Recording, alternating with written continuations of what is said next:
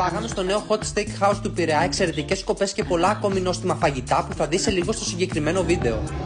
Πάμε λοιπόν στο Barrick Port, στην οδό Φίλωνος 66 και Δευτέρας Μεραρχίας στον Πειραιά. Εντυπωσιακή σάλα με έμφαση στο καλό κρασί και εκλεκτά κρέατα που σίγουρα θα σε εντυπωσιάσουν. Για το καλωσόρισμα, ξεκινήσαμε με μια μεγάλη ποικιλία από ζεστά αφράτα ψωμάκια και κριτσίνια, με μια πεντανόστιμη σως και έξτρα παρθένο ελαιόλαδο και προχωρήσαμε στη δροσερή και γευστική σαλάτα Barrick, με μαριναρισμένα μοσχαρίσια φιλετάκια που έδαιναν απόλυτα με όλο το σύνολο. Απορρεκτικά δοκιμάσαμε για αρχή τη χοιρινή τηγανιά, με πράσο κρεμμύδι, λεμόνι και μουστάρδα διζών, πάνω σε σάλτσα από πιπεριές Φλωρίνης και την τηγανιά μανιταριών με 4 διαφορετικά μανιτάρια που ήταν πολύ δυνατό πιάτο και πρέπει να το δοκιμάσεις οπωσδήποτε όταν έρθεις. Για κυρίως πήραμε το Barrick Port Burger με μοσχαρίσκο μπιφτέκι Black Angus 220 γραμμαρίων και συνεχίσαμε με τη χοιρινή τόμαχο, πολύ καλά ψημένη με βαθιά γεύση, με φρέσκες τηγανιτές πατάτες. Ως λάτρης του χοιρινού δεν γινόταν να μην δοκιμάσουμε και το χοιρινό κοντοσούβλι τους, το οποίο σερβίρεται με πιτάκια και τηγανιτές πατάτες και ήταν πολύ ζουμερό, ενώ από κοπές επιλέξαμε ένα ribeye Black Angus Uruguay, το οποίο κοβόταν κυριολεκτικά σαν βούτυρο, ακριβώς το ψήσιμο που το ζητήσαμε, με ψητά λαχανικά και βραστή πατάτα. Τέλος, κλείσαμε με 2 υπέροχα γλυκά, σεμι φρέντο νουτέλα για αρχή, σε χώμα σοκολάτας με πραλίνα κρεμέ, κρέμα βατόμουρο, μαριγκάκια και παγωτό αμαρένα και ένα διαφορετικό cheesecake από τη χώρα του Βάσκων, το οποίο ήταν full σοκολατένιο και πραγματικά θα το λατρέψεις. Αν λοιπόν ο δρόμος σου σε βγάλει στον Πειραιά, κάνε μια στάση στο Barrick Port και θα μας θυμηθείς.